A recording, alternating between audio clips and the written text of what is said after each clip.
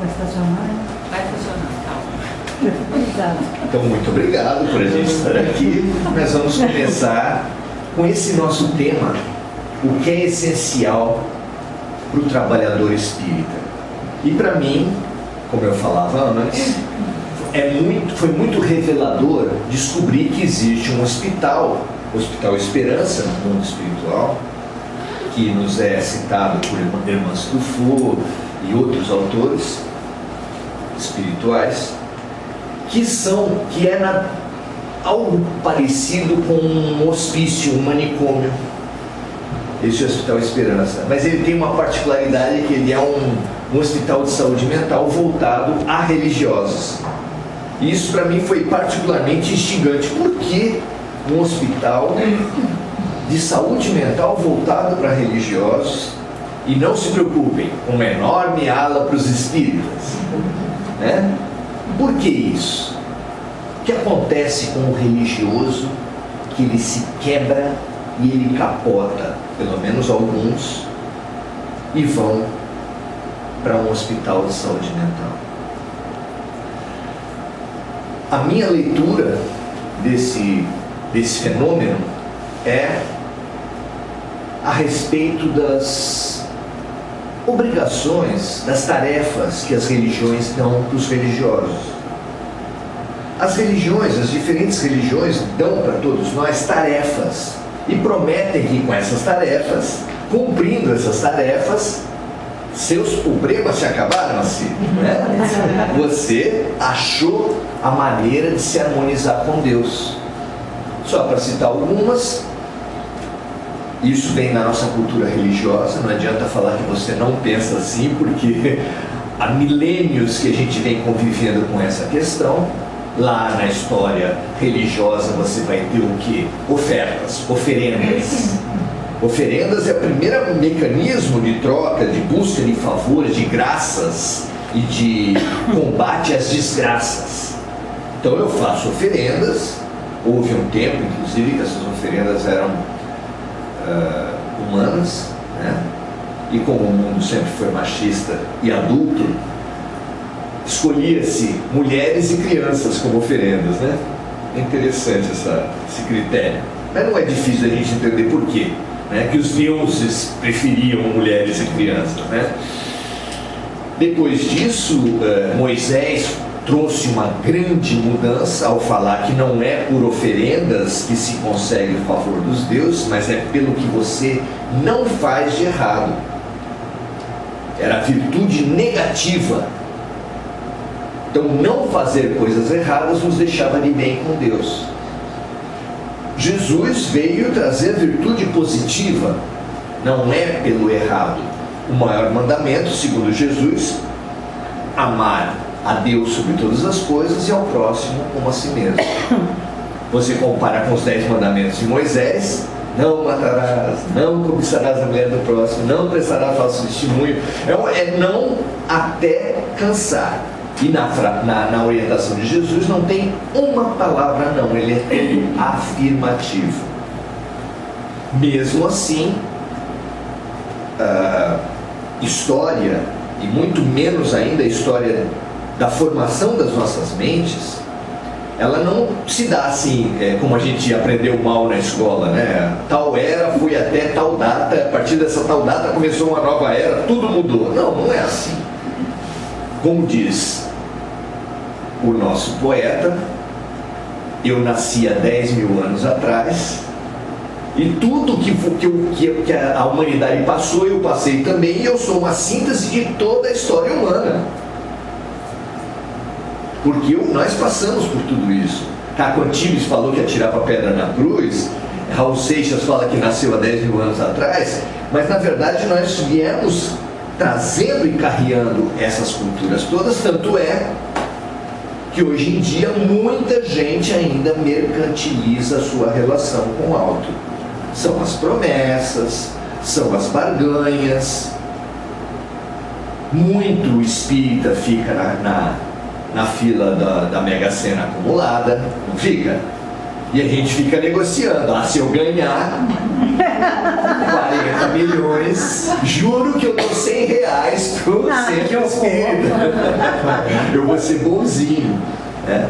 E a gente fica trocando, a gente fica sem perceber, a gente fica mercadejando a nossa oração de verdade, subvertendo um pouquinho Jesus Cristo. A gente fala assim, a gente fala, seja feita a vossa vontade assim na terra como no céu, mas na verdade isso a gente fala depois de fazer não sei quantos pedidos, para reforçar os pedidos da gente. Então, o da boca para fora, ou seja feita a vossa vontade, mas na verdade nós estamos fazendo seja feita a minha vontade, assim na terra como no céu.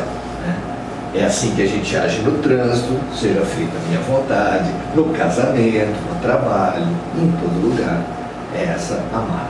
Então a nossa cultura religiosa é uma cultura do toma lá da cá, do cumprir obrigações e receber graças.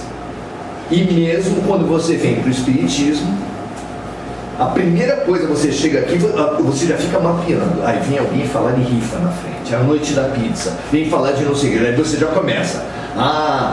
Fora da caridade na salvação, caridade é igual a cesta básica, eu preciso levar um fubazinho. Se eu levar um fubazinho, um arroz, uma farinha, eu estou bem na parada.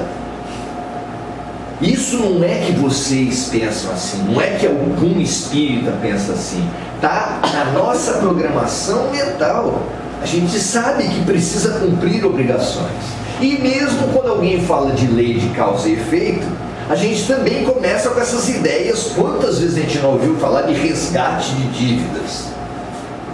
Deus, então, é um oficial de justiça que, com auxílio de força policial, vem até a sua porta cobrar as coisas.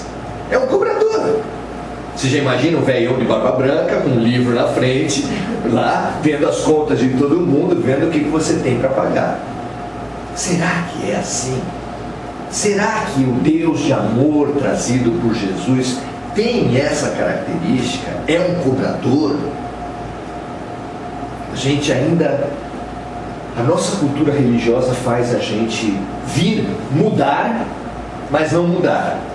Robson Pinheiro fala dos espiritólicos, né? Então a gente muda para o espiritismo, mas ainda acredita em inferno, acredita em promessa, acredita em barganha. E isso a gente só precisa se perceber, não precisa se culpar por causa disso. A gente só precisa perceber que é assim, e quando isso começa a funcionar na cabeça, começa a falar, opa, olha o modo, olha o modo antigo, olha a cultura antiga funcionando na minha cabeça. Porque o pior é funcionar e você não perceber. Aí é complicado. É como aquela pessoa que fala, eu não tenho preconceitos. Essa pessoa é o paciente do Hospital Esperança, assim, direto, já vai... Já tem lugar certo, porque o ego é um poço de preconceitos, mágoas, culpas, é um monte de lixo espiritual e mental. Quem não tem ego aqui, levanta a mão. Quem não tem ego é paciente certo, né? Não tem jeito. Quem não tem preconceito? É muito melhor você falar, eu tenho, e investigo, estou atento o tempo todo para eles. É isso? É isso? Vigiar e orar. Porque alguns preconceitos só orando muito, né? Porque estão enraizados. E o preconceito religioso é muito forte. Faça algumas coisas, você vai num templo budista, você vê, eu não sei o nome certo, certamente tem um nome certo, alguns grandes tambores que rodam e você fica olhando e fazendo as suas mentalizações, você vê os estudos entre os muçulmanos, e você vê aqueles movimentos muito parecidos com o do autismo, que eles ficam sempre mexendo com o corpo e recitando as mesmas partes. A gente sabe que essa coisa da repetição é muito forte. Quantas vezes a gente não terá rezado 50 Pai Nosso, 50 Ave Marias na existência da gente, se não nessa vida e em outras? Talvez 200 Pai Nosso, 200 Ave Maria, né? Então, aí você cumpre as obrigações todas que lhe falam. Você morre com que expectativas? Olha só, eu batizei, crismei, comunguei a vida toda. Ou então paguei o dízimo e louvei bem alto. Ou então, trabalhador de câmara, ele passa por 30 anos, gente. 30 anos. Eu ainda ia para evento e carregava a mesa. Você morre com uma expectativa alta. Anjinho de um lado, anjinho do outro, trombeta, tapete vermelho, Jesus marcando uma audiência com Deus. A gente brinca para a gente rir da gente mesmo, porque rir é realmente fundamental. Mas a verdade é que a expectativa alta, quando ela não se realiza, ela quebra a gente. É mais ou menos como a adolescente romântica que chega para você e fala: tia, tio, vou casar e meu marido vai me fazer feliz. E aí você fica, conto ou não conto? O que eu faço? Tem que contar. Por que tem que contar? Para não quebrar a menina na primeira semana. Então ela que vá adaptando as suas expectativas no decorrer do tempo.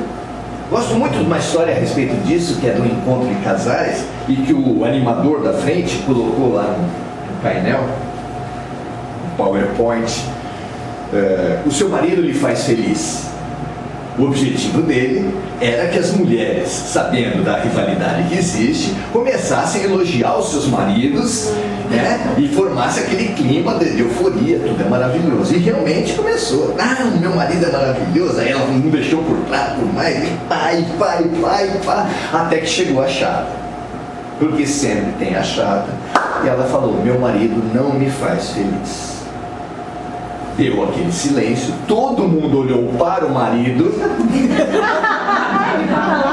Eu não sabia que eles estavam. E imaginou. Imaginou, é claro. Daí ela, rapidamente percebendo a situação, para não constranger o marido, ela falou assim: meu marido não me faz feliz, porque a tarefa de fazer feliz é minha, não dele.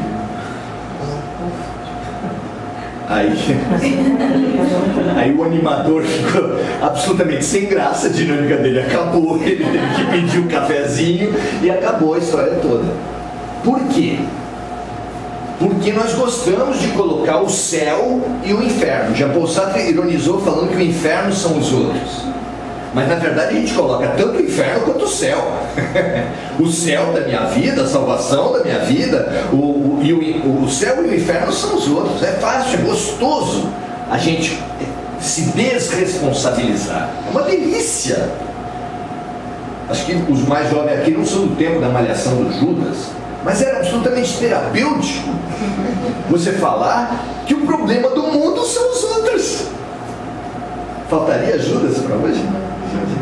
Eu não vou citar nomes, porque isso quebra a união dos grupos. Mas todo mundo tem Judas para colocar e para arrebentar. É uma delícia. Saía todo mundo aliviado e absolutamente imobilizado. Por quê? Duas premissas e uma conclusão. O problema da minha vida são os outros. Eu não mudo a atitude dos outros. Conclusão? Eu não mudo a minha vida. Eu estou paralisado. Eu estou paralítico. E é como paralíticos que se acham grande coisa, que se acham os grandes movimentadores, que os religiosos entram no mundo espiritual e lotam o Hospital Esperança. E aí eles mandam algumas pessoas para falar assim: escuta, vê se diminui a demanda, porque o plano de saúde não paga o suficiente, muita cama no corredor. O Hospital Esperança está lotado, já tem muitas alas, começou pequenininho, já está enorme, eu não sei como é que está o tamanho atual, a gente sempre tem algumas notícias defasadas. Mas então, se isso existe, a pergunta consequente qual é? Se dízimo, louvor, crisma, extrema-unção, comunhão, dar cesta básica, dar alimento, ser trabalhador, carregar mesa, dar passe, não garante, não é o essencial, para o caminho, a pergunta fica: qual é o essencial? O meu método de abordagem é sempre esse: primeiro a gente bota o bode dentro da sala, depois discute a saída do bode. Nós precisamos estar angustiados. Nós precisamos estar angustiados para quebrar a cultura religiosa. Nós precisamos falar assim: eu quero quebrar as muletas. Eu sou um paralítico, ou acho que sou um paralítico, me fiz um paralítico, e eu preciso quebrar minhas muletas para começar a agir um pouco mais, não com a religiosidade institucional dos homens, mas com a religação. Religião vem de religação, né? Com a religação proposta por Deus. Porque tem a religião dos homens, que é essa hierarquia, ritos, conveniências, etc. E tem a religião de Deus. Ah, mas o que me salva não é o espiritismo? Se alguém fez essa pergunta, meu amigo, precisa começar lá atrás e ouvir Kardec, por inspiração dos espíritos, falar: não é fora da igreja que não há salvação. Muito menos fora do espiritismo que não há salvação. Se alguém tiver essa ideia, se alguém falar isso, fuja da pessoa, fuja do centro espírita. Você está caindo no pior modus operandi das religiões. Não é nenhuma das religiões feitas por homens vai te dar o caminho efetivo da vida. O caminho efetivo da vida, de religião, de religação nossa com a essência da vida, é a religião de Deus. Muito bem. O que é a religião de Deus? O que é que faz a gente religar? Para começar, então, o que fez com que eu tivesse desligado? O que me fez fragmentar? O que me fez desconectar com Deus? O que faz a gente se desconectar de tudo? Não por acaso, em O Livro dos Espíritos, compilando contribuições de diversos espíritos de todo o mundo, Kardec falou que há uma origem única para todos os males humanos, que é o orgulho e o egoísmo. Nós constituímos uma couraça. Você imagina aí uma armadura, por exemplo, um elmo com um risquinho só, que você só via aquilo, e você com esse elmo, você tem a visão extremamente estreitada, a vida fica pesada, mas você acha que se defende de todo mundo. Essa é uma figura para a gente pensar o egoísmo, que é uma junção. Por exemplo, a gente sempre que vê as reportagens sobre acumuladores, a gente pergunta: por que uma pessoa junta tanto lixo? Não é verdade? Nossa, como tem louco nesse mundo, né?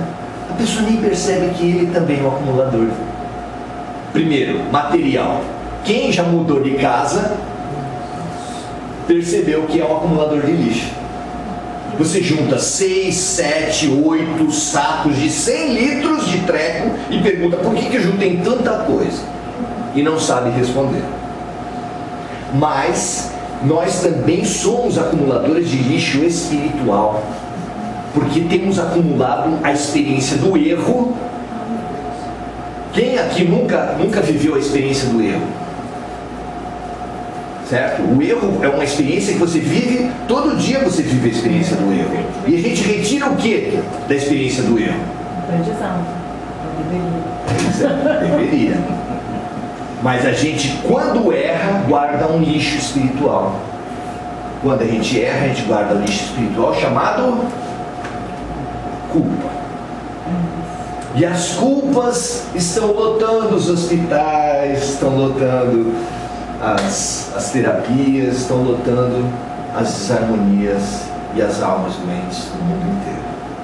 Mas como a gente não só erra com os outros, mas os outros também erram com a gente, a gente também guarda outro lixo espiritual. Mágoa, raiva, ódio, rancor, que às vezes degenera em vingança, quase sempre. A não ser que você consiga trabalhar antes de atuar, você vai atuar mesmo que sem perceber na vingança. Só lixo e mágoa já seria suficiente, mas ainda tem preconceitos, ainda tem medos às vezes cronificados em pânico, e tudo isso você vai colocando. Por quê? E tudo isso compõe o ego. Tudo isso compõe o ego. Por que nós somos acumuladores de lixo? O que faz a gente acumular lixo? Tudo bem a gente não saber dos outros. Tudo bem a gente não saber por que o fulano acumula lixo material. Mas por que nós acumulamos lixo? Ou alguém aqui ainda acha que não acumula? Tem alguém que acha que não guarda mágoa de ninguém, que não tem culpas na sua alma? Se tiver, a gente já liga para o plantão psiquiátrico, vem o 93, já leva, automaticamente nós estamos pertinho do Guilherme Álvaro, né? Já está na beleza. Por que nós acumulamos lixo espiritual? Vamos pegar na formação do ego. Falta de consciência. Falta de consciência desse processo, o que acontece dentro da gente. Todos os sábios, Oráculo de Delfos, Jesus, Espírito da Verdade, todos colocaram como um grande caminho de elevação espiritual: conhece a ti mesmo. Está lá na 919 do Livro dos Espíritos. Então, falta de consciência, sem dúvida. A gente guarda essa porcariada toda achando que as couraças, os escudos, as espadas, os elmos vão nos proteger. Os acumuladores estão são trincheiras de montanhas de lixo, e ele olha tudo aquilo e fala: atrás disso eu estou protegido. Atrás de preconceitos, por exemplo, quem tem mágoa, quem não tivesse uma pessoa, hipoteticamente, que estivesse sem mágoa num conflito, ela não teria como devolver as mágoas que vêm de lá. E aí ela ficaria sem munição numa guerra. Ficar sem munição numa guerra é extremamente complicado. Eu sei que lá vem mágoa, eu preciso ter mágoa para tirar na cara do outro também. Eu já vi casais na minha família que durante as crises lembravam de uma carne moída que tinha da lua de mel. Carlos Bacelli, no intervalo de um seminário, falou que veio uma senhora absolutamente banhada em lágrimas falar que o que ele tinha falado tinha despertado nela a grande desgraça da vida dela, que foi uma traição que ela sofreu por parte do marido. Ela estava muito sofrida. Ele acolheu aquela senhora e deu na cabeça dele perguntar há quanto tempo foi. Ela falou 25 anos. E a senhora, 25 anos carregando defunto, minha senhora? Ou passa adiante, ou perdoa. Agora vai ficar 25 anos carregando defunto, porque a posição da vítima é conveniente, porque é ótimo a gente ter alguém como culpar os problemas da vida da gente. Chega de queixa. Tem alguém que se queixa aqui? Não. Tem alguém que se queixa aqui? Então, nós somos convidados a uma nova maneira de viver. Primeiro, reconhecendo que nós somos acumuladores de lixo espiritual. Mágoas, culpas, medos e preconceitos. Nós somos um poço. E assim como o acumulador não consegue mais cozinhar na cozinha, dormir na cama, fazer o que tem que fazer no banheiro. Por quê? Porque tem lixo para todo lado. A nossa casa mental também está cheia de lixo. E também não dá para se movimentar dentro de nós mesmos. Está insuportável. Além de juntar o quê? Lixo material junto o quê? Rato, barata, lacraia. Só coisa boa. Sabe o que junta o nosso lixo espiritual? As mágoas e as culpas são as tomadas onde junta o plugue da influência espiritual, da obsessão. Se você tem culpas, se você tem coisas não resolvidas dentro de você, é nesses temas. Isso se fala em André Luiz. A técnica de obsessão é essa: eu descubro qual é o tema da pessoa e eu pego esse tema para aumentar esse tema, potencializar esse tema, e ali eu domino. isso deve ser com os outros, né? Vou ajudar muita gente a respeito disso. Ótimo, ajude. Mas a gente tem alguém para ajudar antes de ajudar muita gente, né? Faça em você a mudança que você propõe para o mundo. Nosso Mahatma Gandhi nos ajudando mais uma vez. Então nós precisamos mudar essa cultura religiosa. Nós precisamos pensar a respeito da cultura religiosa que a gente vem carregando há muito tempo, que guarda essas ilusões dos seus problemas se acabaram, do faça isso e consiga aquilo, da negociação do toma lá da cá com Deus, com o anjo da guarda, com o santo, com quem você quiser, com Chico Xavier, com Emmanuel, sei lá para quem você reza, com Jesus, Maria. O mundo espiritual, já está provado que o mundo espiritual tem um sistema de abordar as orações que é muito amplo, que tem equipes, tem equipe de cada um dos luminares, mas que é uma equipe só, basicamente, que atende todas as orações. Nem sempre o que você pede, mas sempre o que você necessita. Esse é o perigo, né?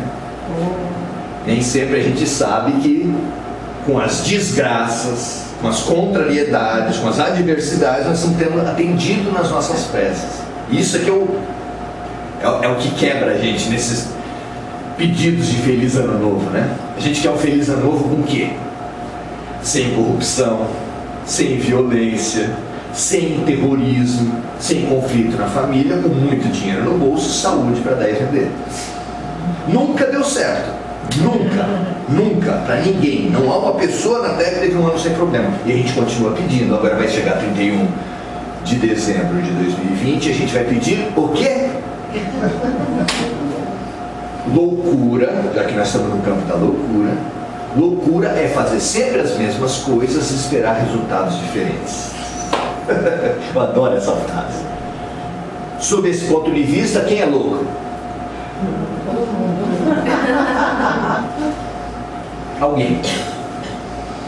Alguém, e nós somos todos candidatos ao Hospital Esperança.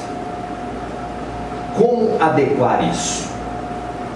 Tentando descobrir qual é a essência que religa a criatura ao Criador.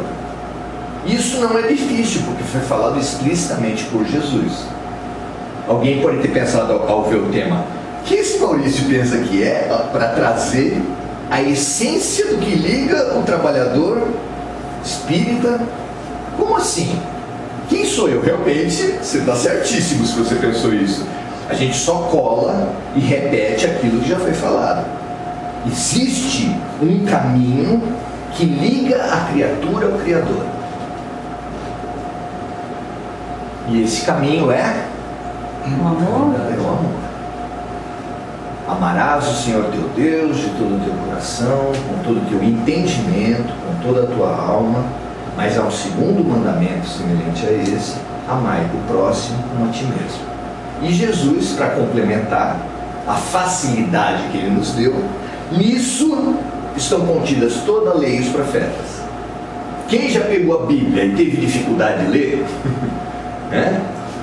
Letra miudinha, 2 colunas ainda, um monte de página, a página fininha, as palavras insuportavelmente diferentes. Você tem um plano facilitado 10 vezes no cartão, 2 orações resumindo toda a lei e os profetas. Amar. Então, tipo escolinha do professor Raimundo, estou bem na parada. Porque quem aqui levantaria a mão para falar, eu não amo nada nem ninguém? Não amo minha mãe, não amo minhas plantas, não amo meu cachorro, não amo ninguém. Quem falaria isso? Se a missão é amar, eu estou bem na parada. Bacana. Sabendo disso, Jesus, antes de enfrentar o último estágio em Jerusalém, reúne os discípulos e fala assim: um novo mandamento vos dou: vós sereis reconhecidos pelo amor que tiverem uns pelos outros. Mudou o mandamento? Mesma coisa. Mas ele continuou e pôs 4 palavras no final disso: amai-vos uns aos outros como eu vos amei. Quando Jesus se torna o paradigma, o padrão de amor para todos nós, a gente que achava que estava tirando 10, Foi lá pra... caramba, complicou. Complicou muito. É o amor que me leva. Ah, então se eu pagar o dízimo, isso pode ser um exercício de amor? Claro que sim. Se eu meditar perante um círculo girante na minha frente, isso pode ser um exercício de amor? Claro que sim. Se eu comer a hóstia? Claro que sim. Se eu usar essa básica? Claro que sim. Mas o ato em si é um ato de amor? Não é o que você faz, mas é como você faz o que você faz. Claro. Para ser bem estúpido, o ato sexual, que é um ótimo exercício de amor, mecanicamente é a mesma coisa que o estupro. Qual é a diferença que tem os dois? É como, é a atitude com a qual você está imbuído. Então você pode frequentar milênios uma religião e isso não muda nada. Isso não muda nada a tua vida.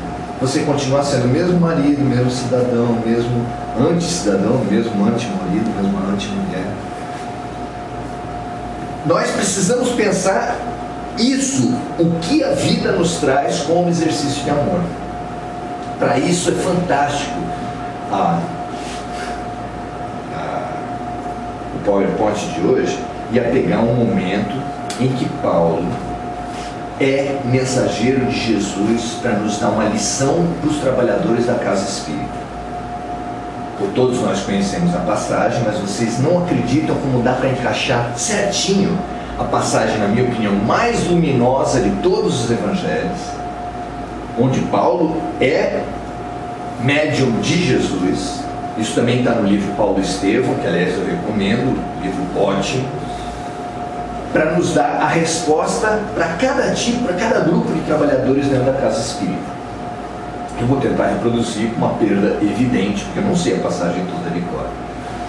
Mas o fato é que no livro Paulo Estevão, depois da primeiro périplo, da primeira missão que Paulo faz à volta do Mediterrâneo, ele tem tanto sucesso que começa a receber emissários de todos esses lugares. Paulo, estamos com esse problema. Paulo, está pegando nisso. Paulo, isso, aquilo. E quando ele começa a se programar para fazer a segunda, ele recebe mais 10 emissários.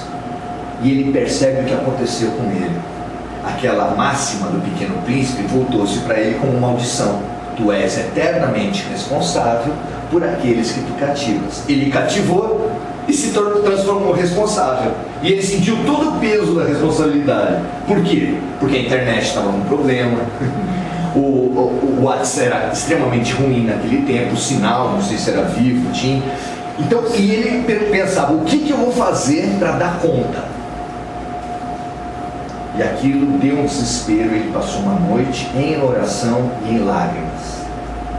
E viu na frente dele aquela manchinha branca aparecer e foi se transformando numa pessoa. E ele viu Jesus Cristo aparecer na frente dele e falou para ele usar os dons do Espírito. E ele ficou na mesma, nesse mesmo silêncio da gente. A partir de agora, eu vou colocar Estevão para estar ainda mais próximo de vocês. Para quem lê o livro, sabe que era Jesus colocando a vítima trabalhando como assassino. Extremamente lindo isso. E a partir de agora eu vou falar para você e você vai escrever mensagens. Você vai escrever cartas.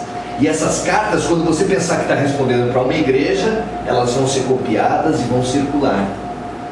Vão viralizar dentro dos limites da época, né? Vão viralizar. E realmente isso aconteceu, algumas delas vieram até hoje para a gente. A partir dali ele começou a escrever as cartas e, na minha opinião, como eu disse, a passagem mais bonita e que nos ajuda a pensar sobre o trabalho espírita e o essencial para o trabalho espírita é: se nós destacássemos em primeiro lugar o modismo, a idolatria que existe entre palestristas, expositores e autores de livro, Paulo começa assim: ainda que eu falasse a língua dos homens e dos anjos, se eu não tivesse amor, eu nada seria. Depois você pode pensar na idolatria aos médiuns, porque logo depois dos palestrantes, os médiuns também são os deuses, são as maravilhas, e as pessoas às vezes acham isso, né? Então os médiuns, o que é essencial para o trabalho dos médiuns? Ainda que eu tivesse o dom das profecias, se eu não tivesse amor, eu nada seria.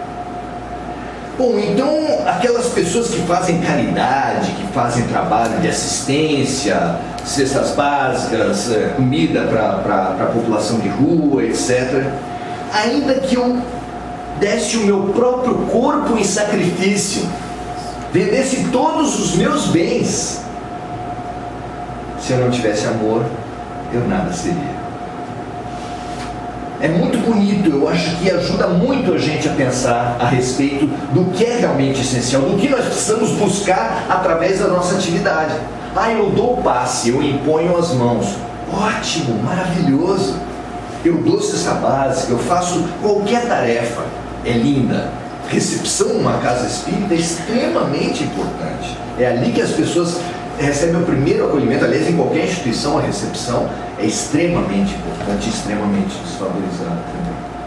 E a partir dali, Paulo começa a falar o que o amor não é e que o amor é. E ali vale a pena você olhar segunda carta aos Coríntios, capítulo 13, versículo 13, de 1 a 13. E ali você vai perceber essa essência da coisa.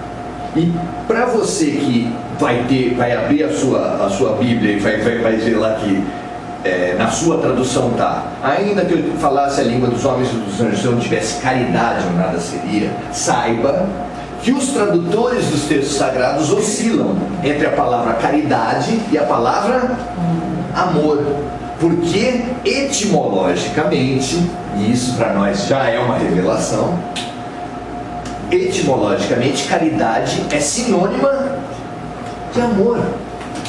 Caridade não é doar uma coisa.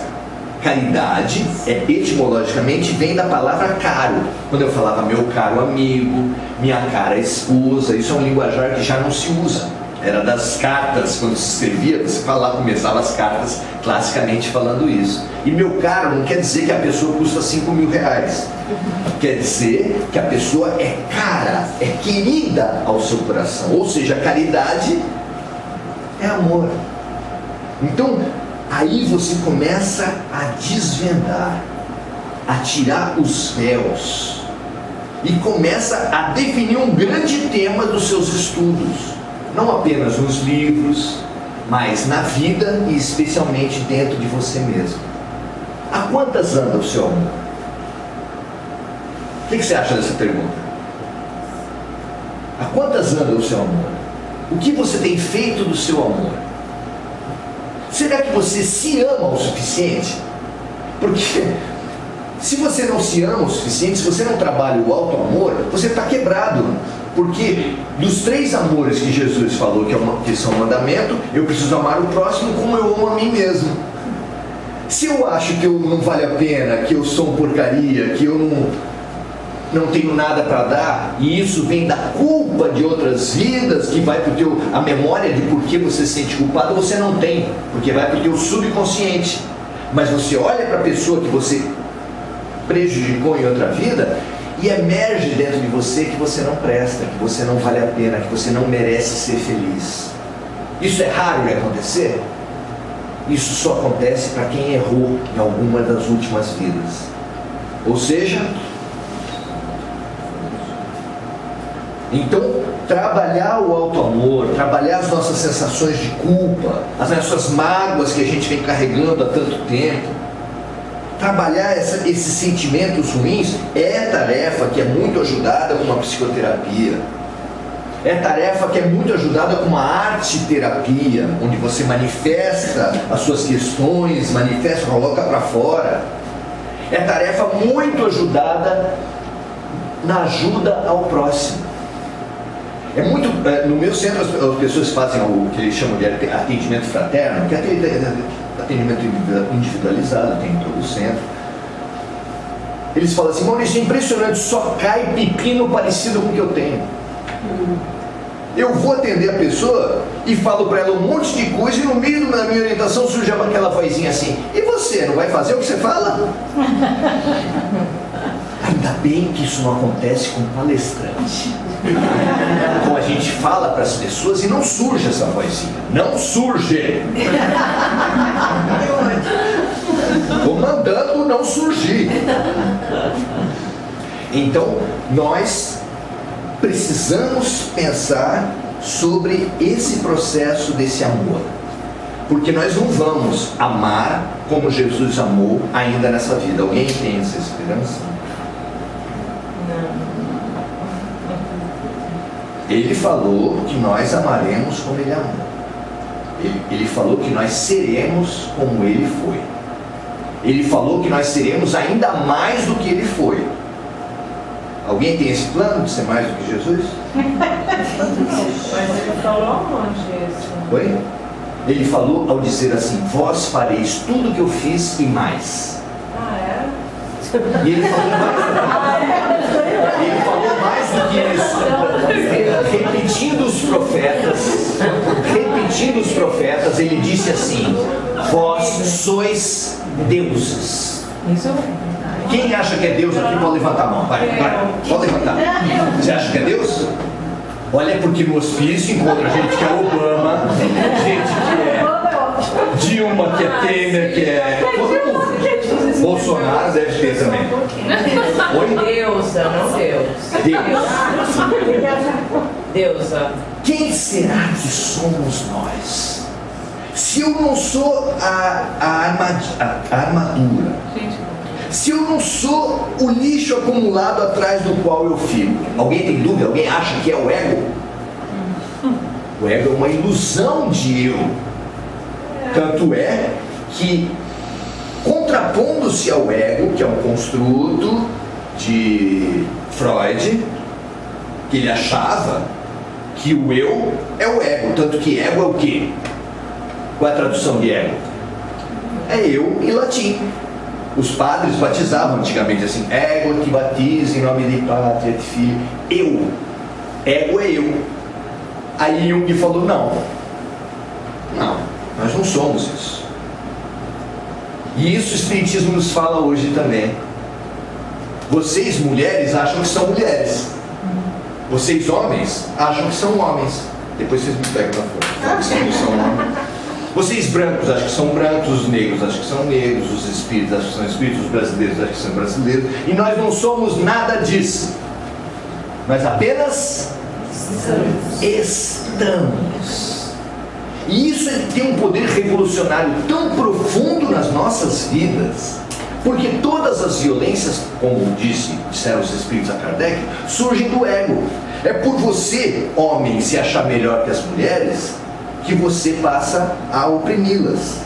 É por você, branco, se achar melhor que os negros, que você passa a segregá-los. Você, hétero, com relação aos homos, você, brasileiro, com relação aos paraguaios, argentinos. Essa é a base de todas as violências. É porque a gente se identifica com a nossa roupa. Olha que absurdo. É eu falar, por exemplo: senhora listrada, por favor. Como? Dona Oncinha. Se eu falar assim: Maurício, você está louco, porque eu não sou listrada, eu estou com uma roupa listrada. Dona Florida, tudo bem? Não me confunda com a minha roupa. Deus está falando isso para nós. Não se confunda com a sua roupa.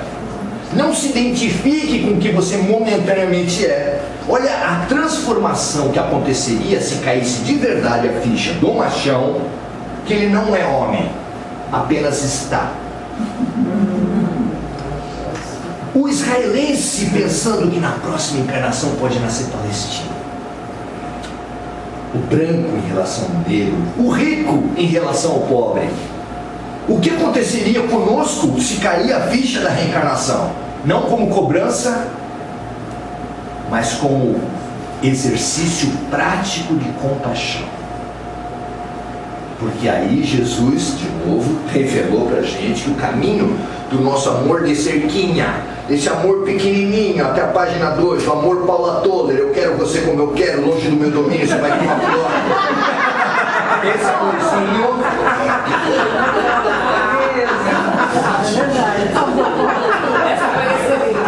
Maravilhosa.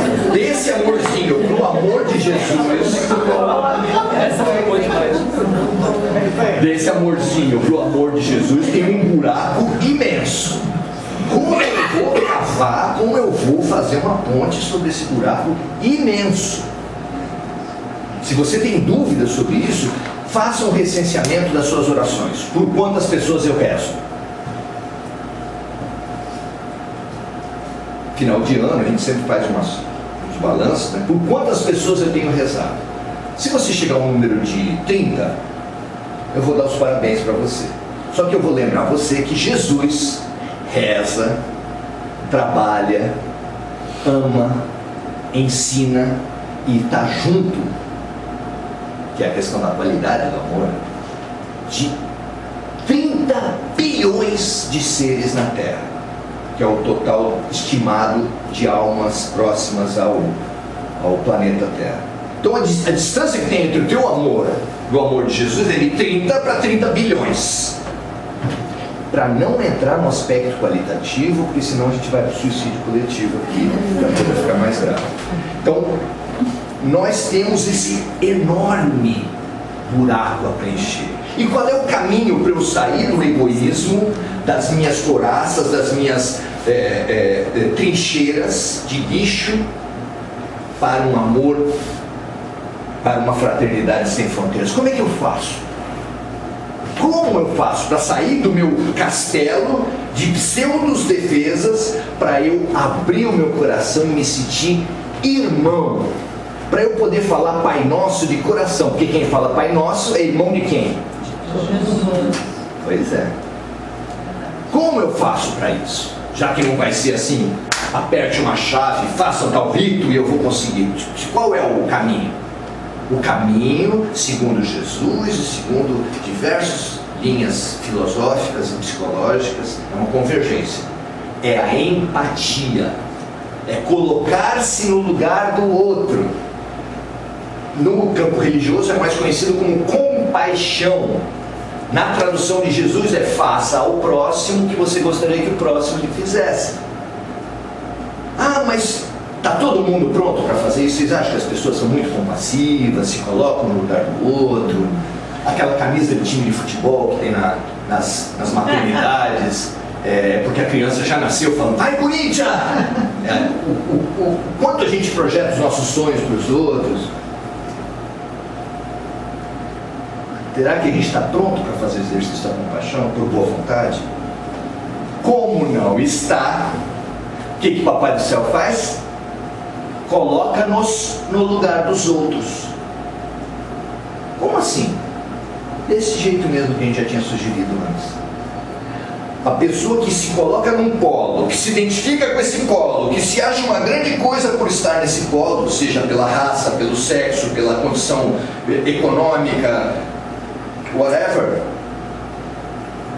essa pessoa vai ter oportunidades de, pelo amor, compassivamente, vai ser chamado à boa vontade para abrir-se aos pobres, às pessoas de outras raças, de outros sexos. A gente não tem chance de fazer isso? 1000, todo mundo atende? Nem sempre. Aí a gente é colocado no lugar do outro como? Pela reencarnação. Essa é a função da reencarnação na vida da gente.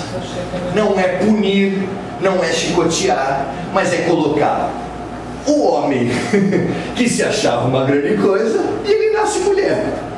Ixi. Mas ele não vai lembrar, né? Pois é, a questão da memória dá um seminário. A questão da memória dá um seminário. Não é verdade que a gente, ao reencarnar, esquece tudo. Isso é uma falácia. Eu acho que a gente pode ter domínio sobre a nossa mente.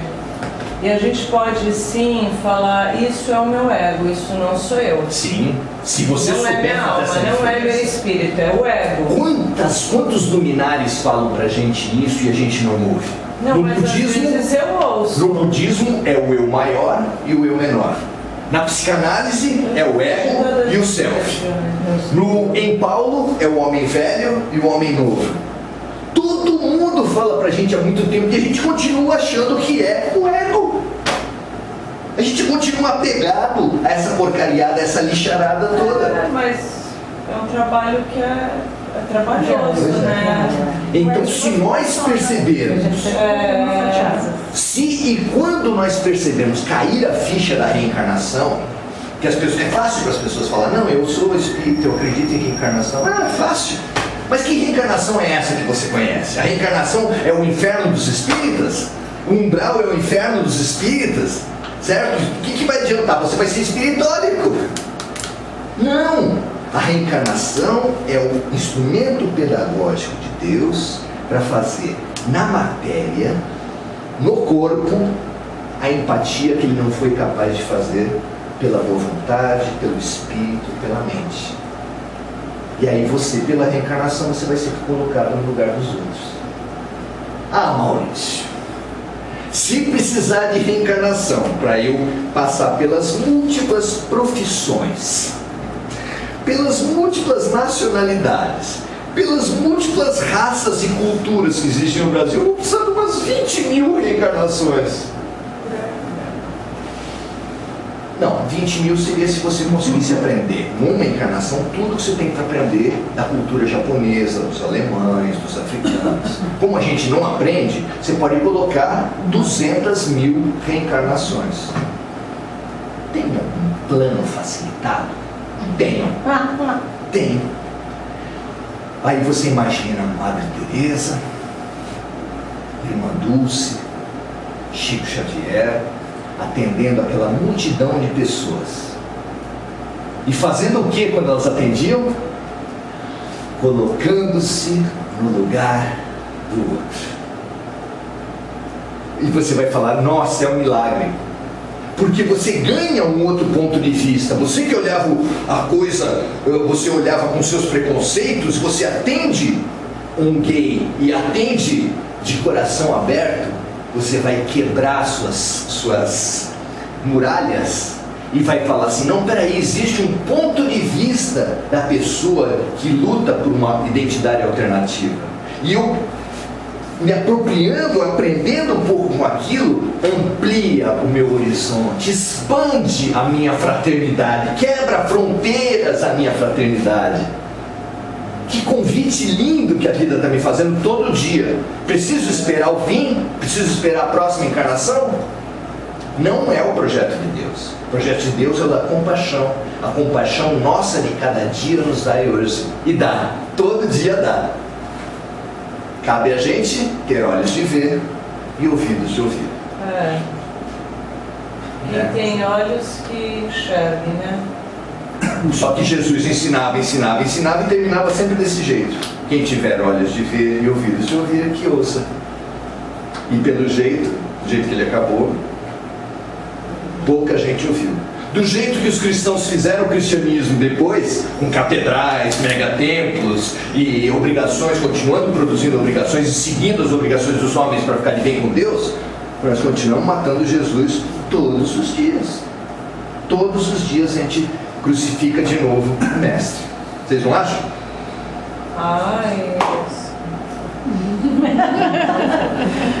Se estiver sendo pesado, vocês me cobram. Então, basicamente... Não vou pensar assim, não. Basicamente, é isso que eu quero falar para vocês. Os pensamentos, eles não podem ficar alterados. Sim, é verdade. É um peso a gente perceber o quanto a gente tem se iludido até agora e o quanto a gente pode se desmascarar. Só muda, para mudar você precisa jogar lixo fora. Não é verdade? A gente não aprendeu isso na prática? Se para mudar eu preciso jogar lixo fora, eu preciso perceber que eu tenho lixo. Eu preciso esperar uma mudança de casa para abrir o armário e perceber que eu tenho lixo lá guardado e que está juntando barata? Será que eu não posso fazer isso no final de ano? Será que eu não posso fazer isso todo dia? Vá na questão 919 de O Livro dos Espíritos. Primeira pergunta: qual é o caminho da minha evolução espiritual? Um sábio da antiguidade já vos disse: conhece a ti mesmo. Aí Kardec deu a impressão assim que ele ficou um pouco incomodado, que ele recebe essa resposta e dá esse silêncio. Tudo bem, mas na prática, conhece a ti mesmo na prática, como é que eu faço? E não é que Santo Agostinho, na 919A, vem e dá uma receita? A resposta dele começa assim: faça o que eu fiz quando estive entre vós. Ao final de cada dia, não é ao final da vida, nem ao final do ano. Ao final de cada dia eu me perguntava: será que eu prejudiquei alguém no dia de hoje? Será que eu fiz todo o bem que podia? E a resposta é longa, eu não vou saber reproduzir. Vocês, quem tiver a nobre curiosidade, leia a 919A. E ali você vai ver um método seguro dado por Santo Agostinho, um dos pilares da codificação kardeciana, sobre como fazer para eu me adequar todos os dias. E eu acho que exercitando todos os dias nós vamos conseguir fazer a todo momento. Antes mesmo de fazer uma coisa, a gente já vai se perguntar: será que eu vou prejudicar alguém com isso que eu estou fazendo? Quando você incorporar isso, você vai preventivamente deixar de juntar carga, juntar lixo. Você vai conseguir que a Defesa Civil tenha tirado com a morte toda a lixarada da tua casa, como a Defesa Civil tira de vez em quando, mas você não vai juntar mais lixo.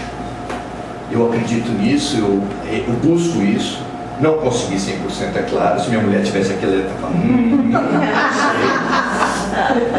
mas a gente vai tentando e vamos buscar juntos. Muito obrigado, gente.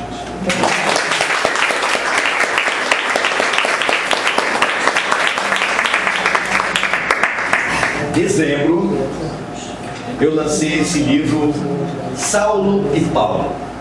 Como eu já citei aqui no decorrer da minha fala, na minha opinião, o melhor romance espírita que tem é Paulo e Estevão. Saulo e Paulo, para quem nunca buscou essa informação, são a mesma pessoa.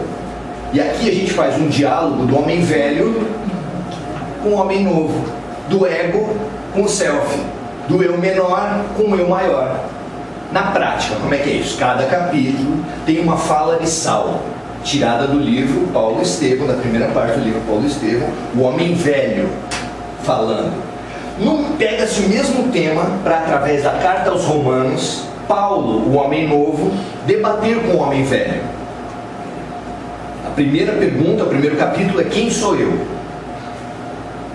Porque era natural que as pessoas se apresentassem e dissessem como é a sua vida. Isso acontece tanto para Saulo quanto para Paulo. E depois eu faço uma revisão, uma análise desses temas, como quem sou eu, como humildade, etc., a partir do Sermão do Monte, que é o coração do Evangelho. Então, Saulo conversa com Paulo e quem analisa a conversa dos dois é Jesus no Sermão do Monte.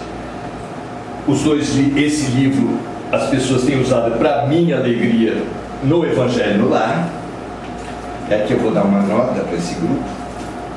Vou dar uma nota para eles. Vocês deveriam pensar que eu ficar sem chumbo, né? Quantas pessoas fazem o Evangelho no Lar aqui? Olha, deve dar uma nota 7 ou 8. Parabéns. Parabéns, é um grupo mais selecionado, certo? Eu já tive o desprazer de fazer algumas palestras que dava nota 3, nota 4. Eu acho que é fundamental que as pessoas percebam como é importante fazer luz em casa, abrir a vida para a sintonia em casa. Então pensem a respeito disso. Não é com esse livro que você vai fazer só o Evangelho no lar você faz com o Evangelho no Espiritismo. Se você tiver pessoas de outras denominações em casa, você faça com o Evangelho. Se tiver com outros que não sejam cristãos, faça com livros de sabedoria alterna. Pega um livro budista essa semana, na semana que vem um livro outro, e vai, o que interessa é abrir a sintonia da tua casa para a luz. E a luz não tem nome, esse negócio de dar nome para Deus e para os mestres é bobeira. Então, os nossos livros são esses, e os recursos são integralmente, os recursos líquidos dos livros são integralmente voltados para a Fraternidade Sem Fronteiras. Se estiver interessados, vai ser um prazer conversar. Lá embaixo, né? Isso, né? Maravilha. Faz uma salva de palmas.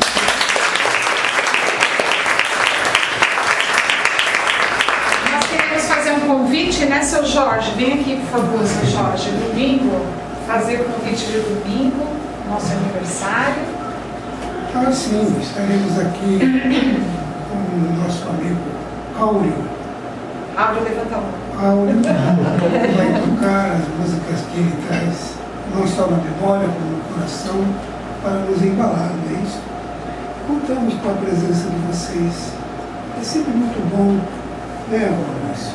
Estamos aqui aprendendo sobre os ensinamentos de Jesus, e quando ele fala do Evangelho no lar, quando nós tivermos uma consciência mais apurada sobre isso, não termos mais grosseiro, é como se todo dia nós fizéssemos a asepsia com produtos infalíveis, que é prece, que é um livro, uma leitura, seja ela qual for, é isso mesmo, e isso tudo vai nos ajudando a mudar o conceito, aprender a nos conhecer a nós mesmos. É isso.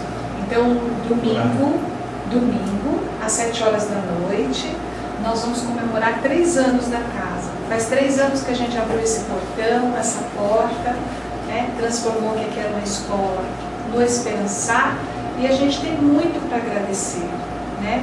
Cada um na sua intimidade tem essa história de 3 anos, o quanto o Esperançar foi importante e o quanto é importante. Existe um evangelho aí que cantou as nossas almas, então a gente pediu para o Áureo repetir. E a gente acha que nada mais bonito e significativo cantar em agradecimento por esta casa e por esse espaço. Então nós estaremos aqui 7 horas da noite, no domingo. Vai ter bolo, a Maria não sabe, mas vai ter bolo. Parabéns. E a gente agradece, né? Em fevereiro nós estamos retornando a todas as outras atividades, mas quem sabe domingo a gente já apresente alguma coisa, tá bom? Muito obrigada. Vou pedir para o seu Jorge fazer a nossa prece de encerramento. Eu vou pedir para você aqui do meu lado, que eu quero pegar um pouquinho dessa energia boa aqui. Né? Ele está querendo um obsessor novo. A cansada dos velhos, ele quer. A gente queria, pode vir. Obsessor assim, né? Seria eu, seja muito importante se o obsessor fosse dessa confiança. Bem, nós vamos agradecer por este momento em que nós já começando a sentir que é necessário aprender. Nos desenvolvimos nas tarefas do dia, viemos à casa espírita a fim de aprendermos. Jesus, o modelo, o guia, está presente em todos os lugares. E hoje, especialmente hoje, nós queremos agradecer. Dizer que estamos aprendendo a amar a vida. Processo difícil, mas a cada dia que passa, a cada dia vencido, chegamos à conclusão que vamos melhorando aos poucos, aprendendo a nos desculpar, a nos perdoar, e dizer ao Senhor da vida: muito obrigado por hoje, Senhor, muito obrigado pela vida, e que assim seja. Então nós já vamos chamar a paz, e o Maurício vai ficar lá embaixo com os livros, tá bom? Tem maquininha? Não tem, Maurício? Sim, não tem, mas ele acho que vai me ajudar nesse aspecto. É porque eu ainda estou com essa cabeça de que a cada despesa que eu tiver, eu estou deixando de mandar. Não é, mas eu vou mudar. Eu queria pedir desculpa por não ter dado espaço para pergunta. Ele chegou a levantar a mão para fazer uma pergunta. Não. Não? Se desculpe, mas é que eu acabei usando o tempo. É que às vezes a gente já é pela experiência do Evangelho, sempre vem alguma coisa assim de ideias. Acho que é alguma coisa assim da dificuldade que a gente tem de sair do inferno. Como na leitura do Dante, né? Que o primeiro capítulo é o inferno.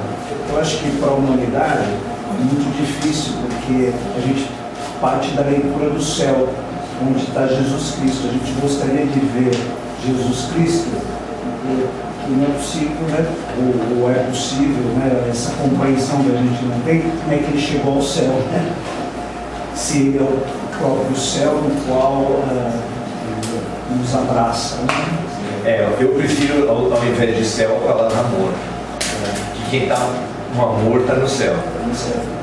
Onde quer que ele esteja. Dizem que ele mora em Saturno, Jesus. Eu acho que as grandes almas, conta-se que veio um cientista da NASA, um aparelho de medir aura, meados do século passado, para medir a aura de um médium muito conhecido no Brasil. É que eu faço um outro estudo, forma espírita. Sim. E ele, ao medir a aura do Chico Xavier, a aura da gente é coisa de centímetros. A gente tem, né, 30 Parece centímetros. que ele está num planeta bem escuro, que eu acho que é Netuno, e ele está E sozinho Gandhi estaria lá junto com ele para tentar recuperar. Mas que a aura de Chico Xavier teria 22 metros. Nossa, é enorme. E aí a gente pode perguntar, que tamanho teria a aura de Jesus Cristo? Eu não consigo nem chutar. É aqueles anéis de Saturno. Nem chutar. Mas certamente, então, Jesus, o amor, através do amor Aqueles dele, anéis de Saturno deve ser. ele está muito além, né? Nós temos 19 graus, mas O livro dos Espíritos. eu achei interessante que eu faço o evangelho, mas sempre o evangelho do Espiritismo. Você pode fazer pode ser feito às vezes um outro. Sim, Até com os próprios dos Espíritos. porque é Deus. Se Jesus é o governador espiritual da Terra e Buda é o preposto dele, Sócrates é o preposto dele, todos são Jesus. Quem faz a separação entre se Sócrates é melhor que Buda, se Buda é melhor que São Francisco de Assis, ou melhor que Chico Xavier, quem faz a separação somos nós.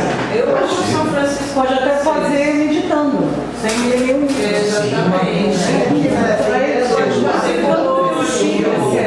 Eu acho lindo quando Jesus olha para a gente e fala assim, brilhe a vossa luz.